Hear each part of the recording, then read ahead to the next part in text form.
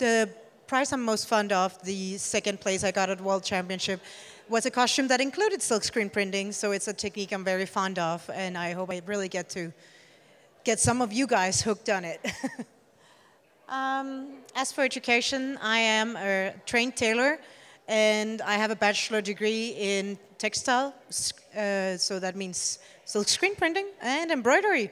So you can ask me anything about this topic, I'll do my very best to answer.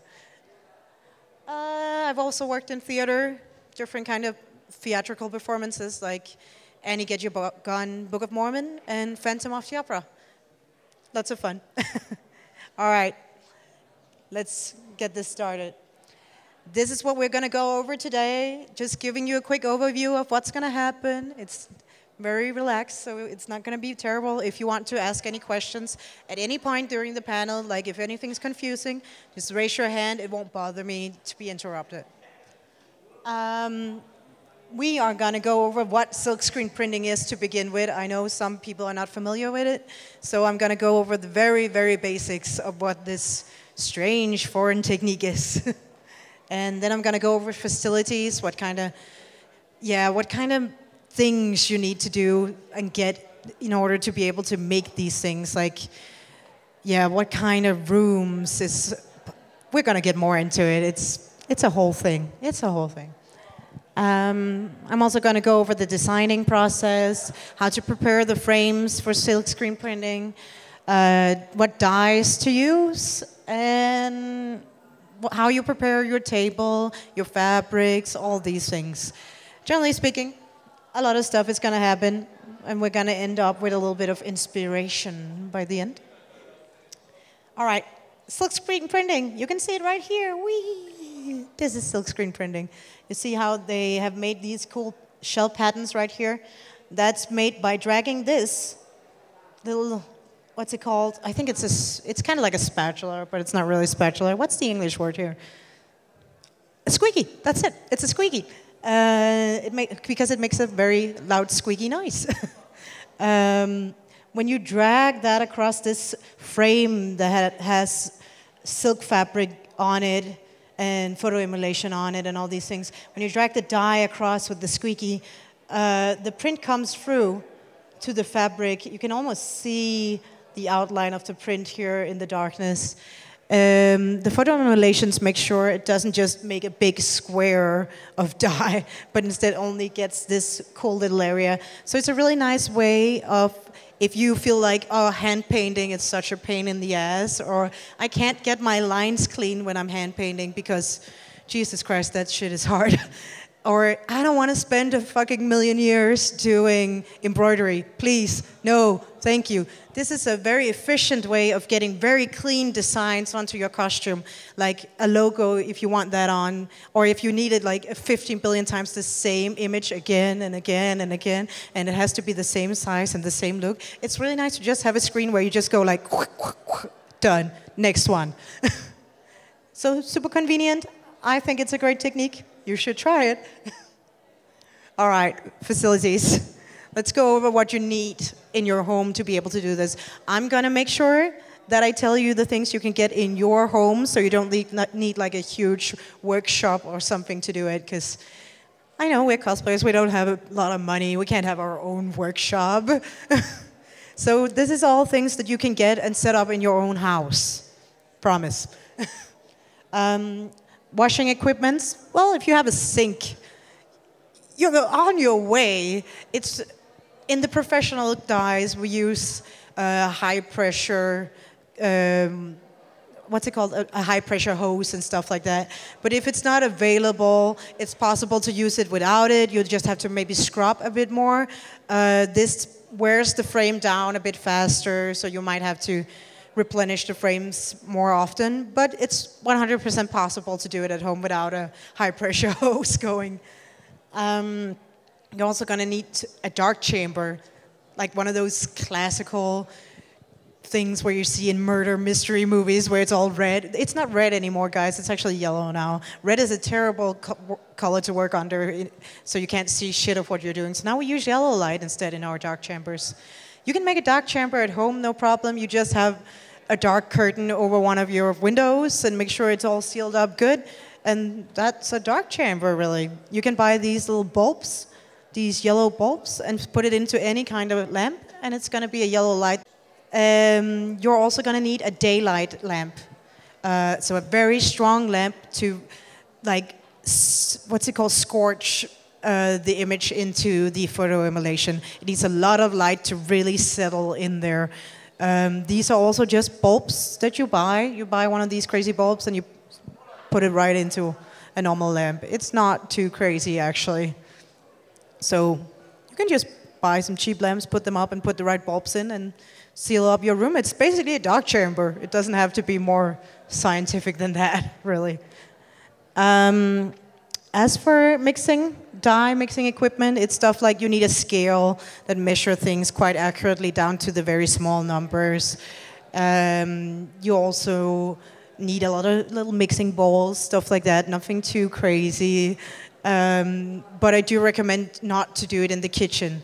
These dyes often have a lot of chemicals in them. That's just not something you want in your food. So please don't do it in the kitchen, do it in the bathroom, or do it in wherever you like to work your stuff. Just put some paper out or something. Don't get your furniture all dyed up. Yeah, I think that's almost it for dye. I like to have one of those little latex silicone spatulas as well to scrape my dyes around, but nothing more insane than that. Yeah, it's fairly normal. The weight is definitely the most important. You also need a work table. I'm sorry if you don't have a work table in your room, that's a little hard, but dining table will do just as well. You just have to prepare your dining table a bit. Alternatively, if you don't have a work table, you can get one of those big, what's it called, those boards that you hang up papers and stuff with little pins. What's it called? Does anyone know? It's one of those normal things that you hang on your wall and then you hang on paper. What? A cork board. Yeah, that's it. You can get one of those. They're not too expensive, and you can dress it up with fabric and stuff, and that works really well for it. And you can just hide it behind a closet when you're not using it. So that's a very space-friendly way of doing it. All right, let's go on to designing. This is part of a kimono I did. I used 17 different screens with this one because I wanted a lot of shadows and all the stuff going on. So there's color on top of color. What I do first is I use a program like Paint Tool Sai, which is a free program, I might say, Paint Tool Sai. It is? It isn't? I've had it for too long then. But you can use Paint Tool Sai or Photoshop, Illustrator, any kind of paint program. I think GIMP is free. You could probably use GIMP. That will work. That's free. And I go in and I draw up this pattern, and I draw it up in all black. Where I want my dye to go through has to be all black. No fancy colors going. We don't want to spend time on putting the right red in or anything like that. Just put the black in. And if you want more than one color for your design, you have to make several screens. So you have to make screens with one black area and then another screen with the other black area. So like if you want a flower that's red but with green leaves, you have to make a screen for the flower and a screen for the leaves. So you start by marking out all black in the area you want. You can see it over here. I've marked out, let's see, here as a nice little flower. That's the shading colors. You see that's the grays that come over here. And this one is the white. So I just print the white one first and then I print the gray one right on top of it. It's not too difficult, but placement is very important. So before you just run your squeaky over it, make sure it's placed the right place. Otherwise, you're going to regret it, because these dyes are freaking impossible to get off again once you are on. It's kind of like there's no regretting here. It's a one time. Make sure it's where you want it before you just go ahead. All right, preparing a frame. You can get different kinds of frame. They are basically a piece of wooden frame that has a silk gauze on it, which is a very fine silk. And the tiny holes in the silk from the weave is where the dyes come out of. You probably won't be able to even see these tiny holes. The fabric is so fine. But there are different kinds of silks, and some of them have a slightly bigger weave. It's the fret count. It'll say when you buy the product what kind of fret count it is. And the bigger the fret count, the easier it is to get a thick dye through it. So if you're printing something with a very thick dye, you probably want a bigger fret count. Or if you're printing something very runny, it's nicer with a very high fret count. That's like, yeah, low fret count for thick dyes, high fret count for runny dyes.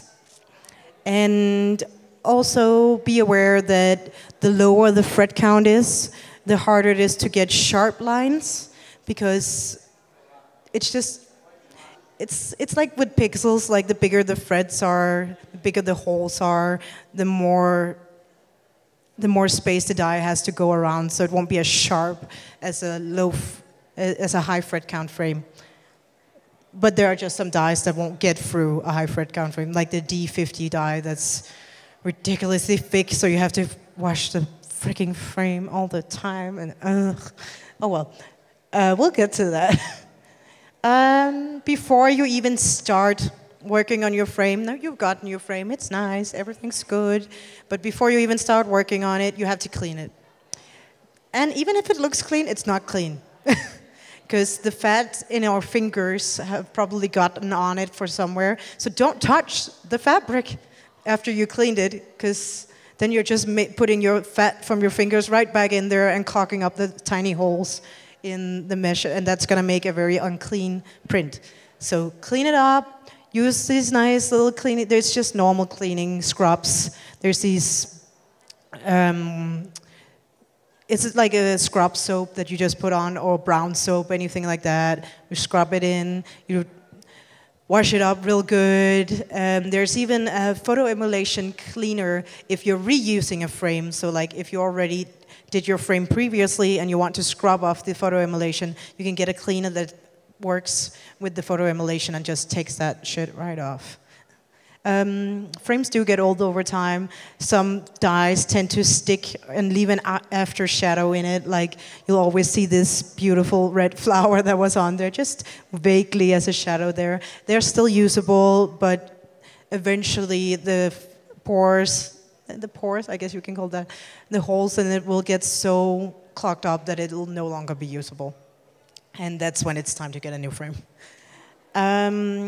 When you're done cleaning, you go into your dark chamber. Everything from here has to be in complete darkness, because photo emulation is very sensitive to light.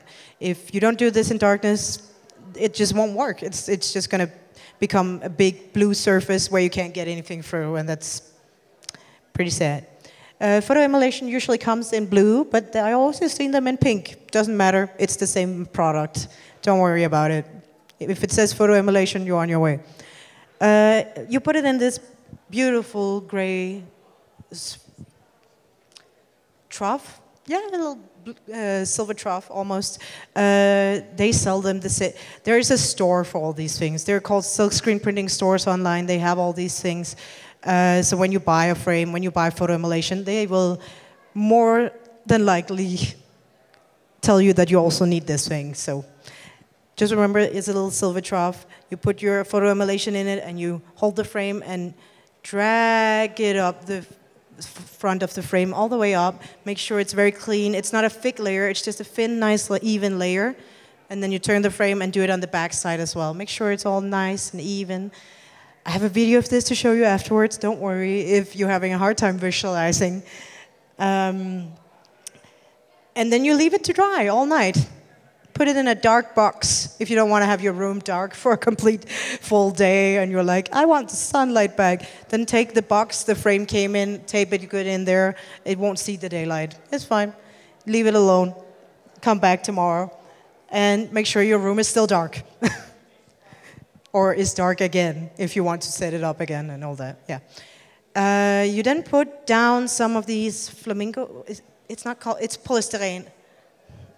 What's that in English? Sorry. This packaging thing that's white and makes a terrible noise when you pick at it. What?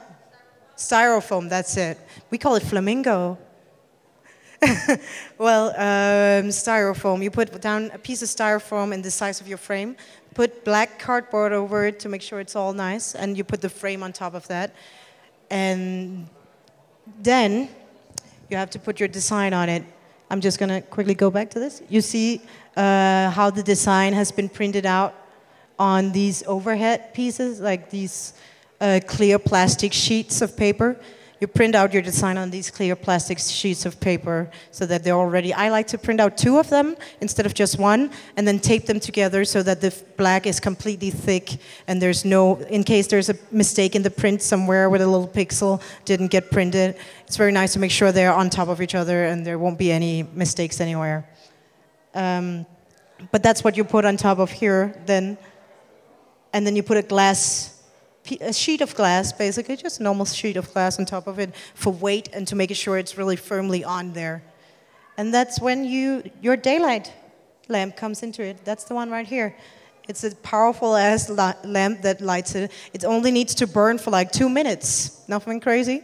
Just put it at a good distance, about this much of a distance, and just let it light down there and burn real good into your frame. It's pretty boring to watch, but it's only 2 minutes. And that's where you hurry afterwards.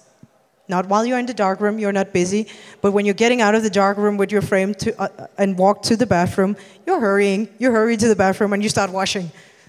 And I'm not telling scrubbing. Don't scrub on it. The photo emulation is not stable yet. Just gently rinse it with your water. You probably have a shower head, I'm guessing. Most people have a shower head. Hopefully. So you just gently rinse it. It seems like nothing's happening in the beginning, but eventually the image you burned in will start to become, like the blue area where your image was will start to become more and more transparent, and eventually all the blue material right where your image was will disappear and leave the fabric completely clean from photo emulation. So there's photo emulation all over except the area you had covered with the black, because the daylight lamp has burned all the area that wasn't covered with black. So that's burned into the fabric now, but the rest is just falling off because it was covered up. And yep, you rinse it out real nicely. It takes a while. And don't get impatient. Don't start scrubbing at it because you might just ruin your beautiful image. Just wait, rinse nicely. If it's not coming out, you did something wrong and you gave it daylight too soon. Like in the sense that you didn't keep your darkroom dark while you were working with the emulation. Keep it dark. All right, that's about it. Your frame is pretty much ready. I like to put duct tape around the edge of the frame in case the photo emulation didn't get all the way out to the edges. I like to just add duct tape all the way around to make sure that there won't be like a weird square image, like a weird square frame all around every image I do. So I like to just add a little bit of duct tape. Also, it protects the wood. Often these frames come with unsealed wood. They don't want to do the, what's it called, the sealing of it at all. Because it's cheaper if they only do like one side of it sealed. They save money. It's annoying for us as the consumers, but it's a cheaper product. I don't know. So yeah, a bit of duct tape will save your wood and keep it fresh for longer. All right, let's move on to some different dyes here. There are lots of different dyes to use for fabric. The main thing is to know that you shouldn't just use paints. Don't just throw some acrylics in there. We're using dyes because your fabric will be able to be washed afterwards. And you won't start rubbing off. It'll be able to get through the screen. It won't be chunky and weird. Use the proper dyes for this. The different websites that sell Silkscreen things will also be able to sell dyes. There are a lot of different kinds. There's stuff called soft whites, D50, EXP, all sorts of weird things. They can do lots of different things. This one right here, this is D50. It's a bitch to work with because it's a very thick dye, so you have to wash your frame very frequently. But it also does a very nice, clean, and very dense design. so that it's very clear. It doesn't become transparent in any way. It's right on top of there, and it works on top of black fabrics as well. So if you're dyeing like a white image on top of black, D50 is the way to go.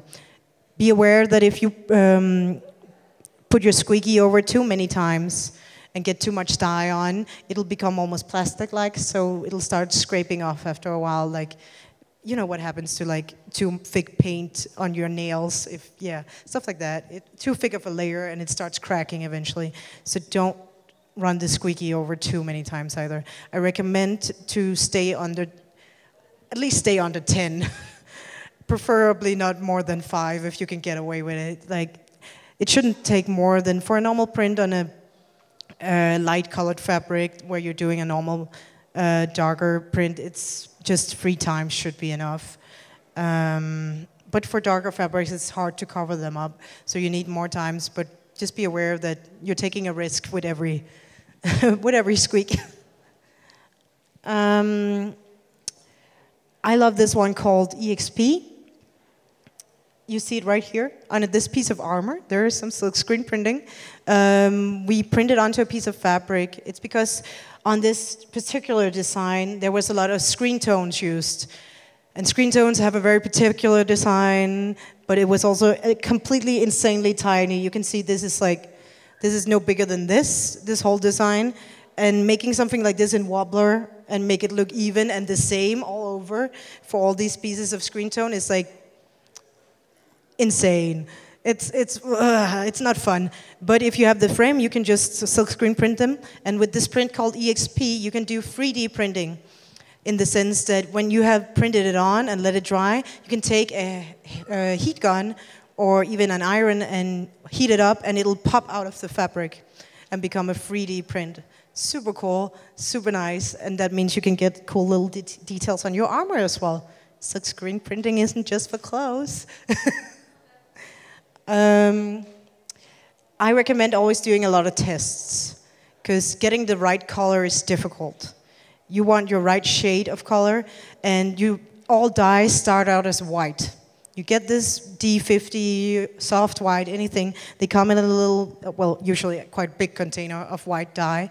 You measure it up nicely. Usually we start measuring up 100 grams to not make too much dye to begin with. And then you add something like 3 grams of powdered dye, just very little, and mix it around. It's very little, it's very sensitive. And if you don't like that color, you have to keep on mixing with more white or more dye to get lighter or darker. Very easy to figure out. But always, if you change your recipe, write down what you did. Every step of the way, you write down how much did you use, because eventually, in 10 days, when you are running out of dye and you printed a whole lot, but you don't have any more of that color now, you're gonna hate yourself if you don't remember how you created that color. Like, how did I mix, how much blue and red did I use exactly to get this shade? And having to recreate a color is a nightmare. It's not fun. You always get that one tone difference. It's, ugh. Write down everything you do. Please, please.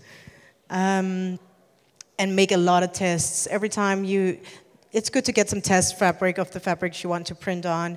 And every time you think, I'm close to the color I want, or I think this dye might do well on this fabric, do a print on it first before you go straight on to your beautiful piece.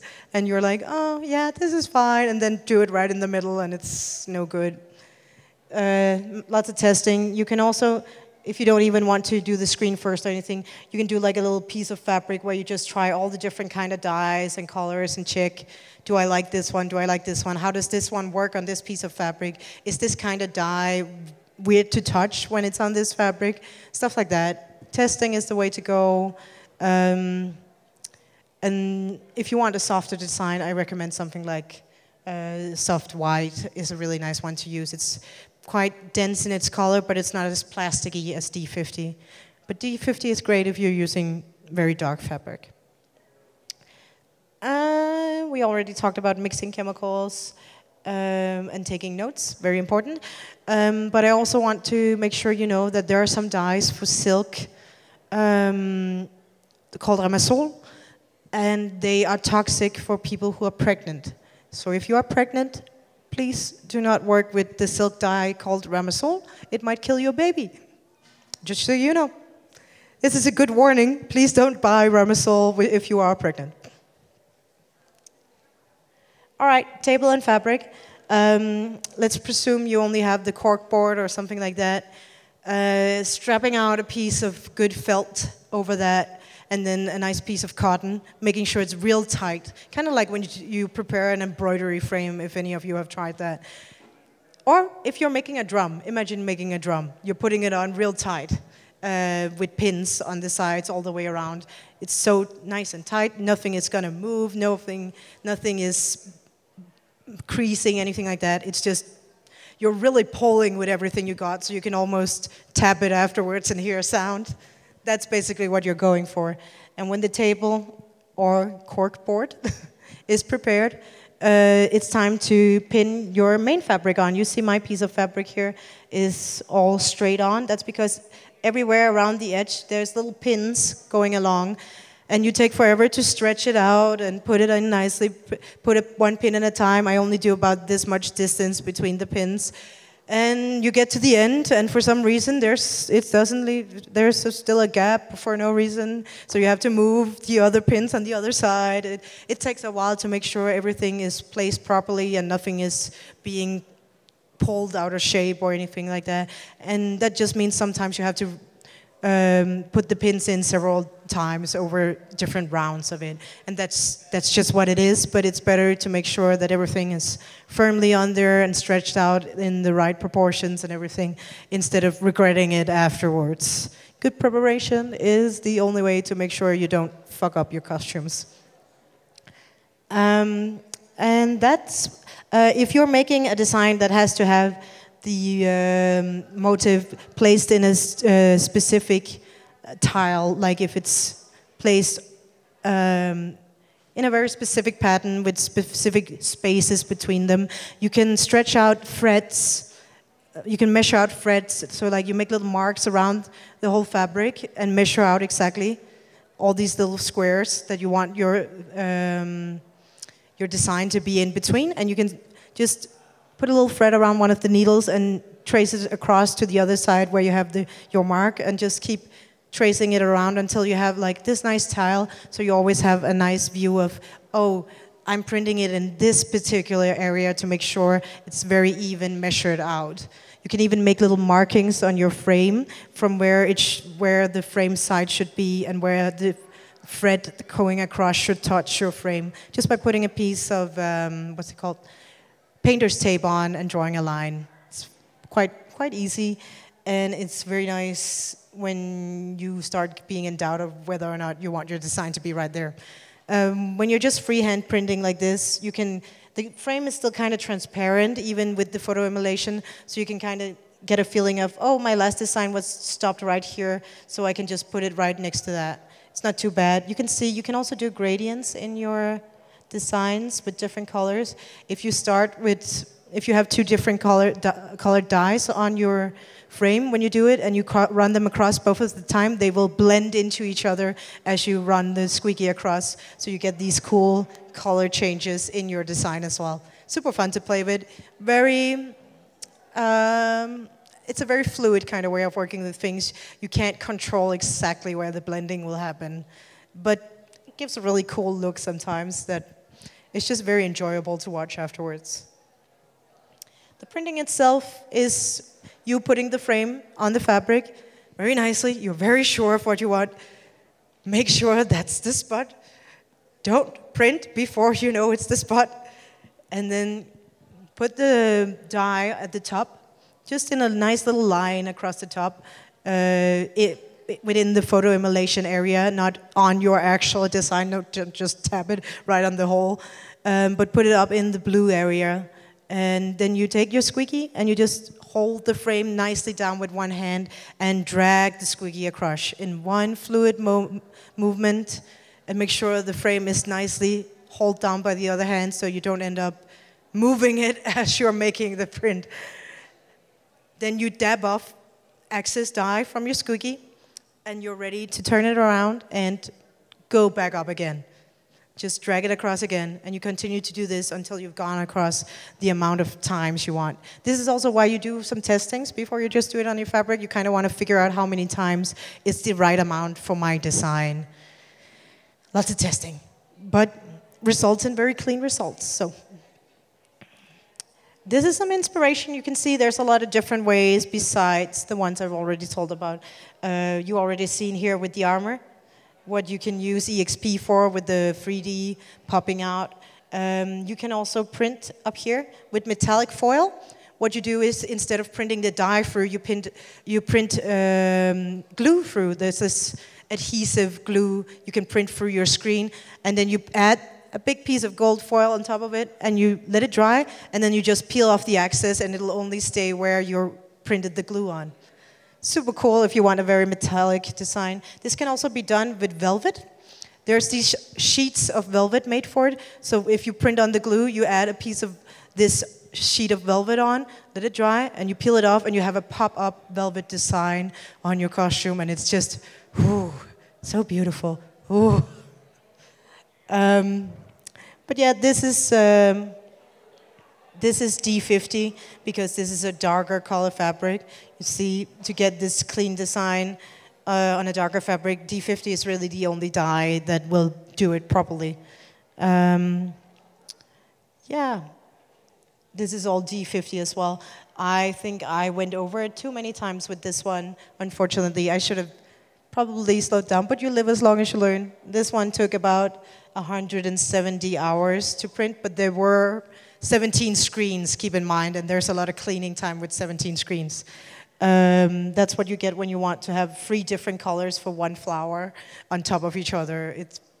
It becomes a bit thick, and it takes forever to deal with.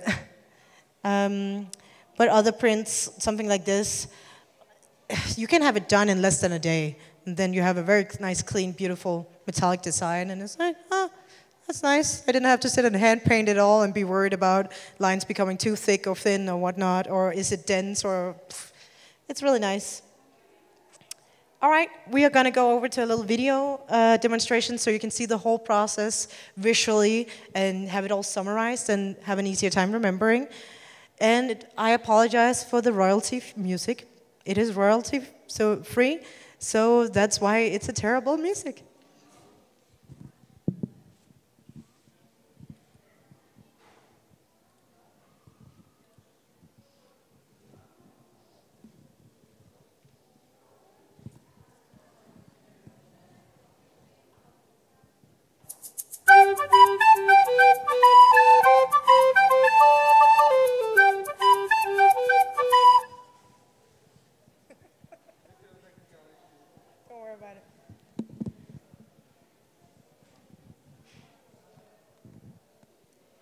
As you can hear, the music is beautiful. It's the soundtrack to my life. I love it.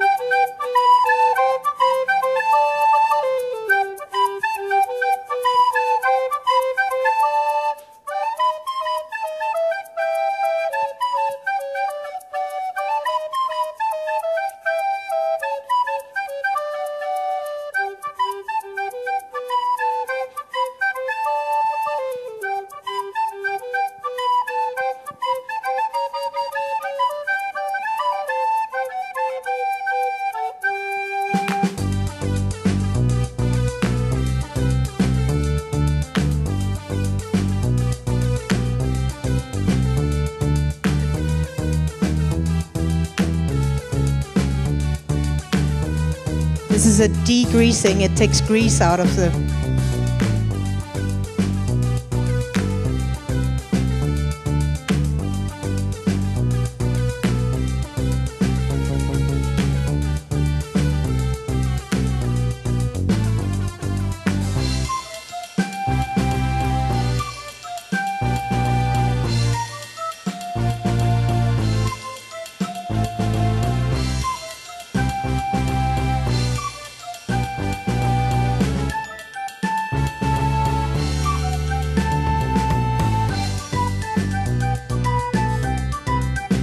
Just a high pressure washer. You don't need this. It's just cool.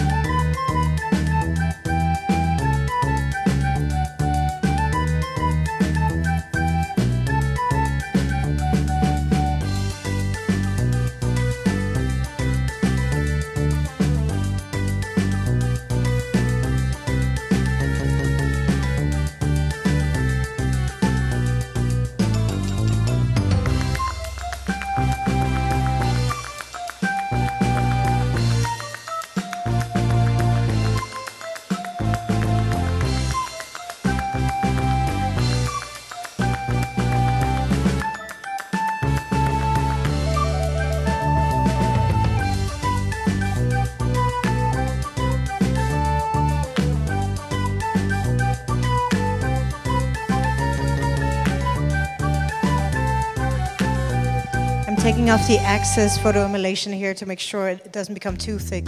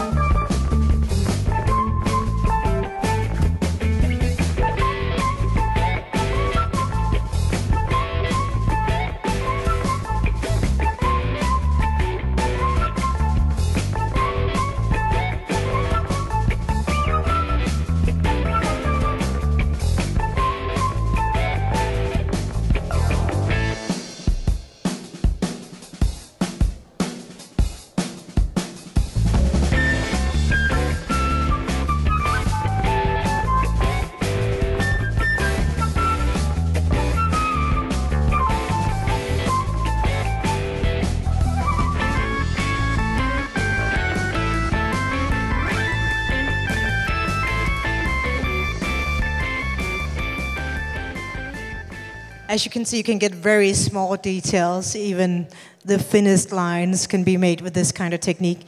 And I enjoy it very much. So if there's any questions, I'll take those now. Oh, so cute. All right? Any confusions? Did it make sense? Good enough? All right. I think I'll end it here then. And if anyone want any actual guidance, if they have a project or they're in doubt about if they can use it for this or that or anything like that, feel free to stop by my table right around the corner right here, and I'll try my best to give you as much instruction as I can. Thank you.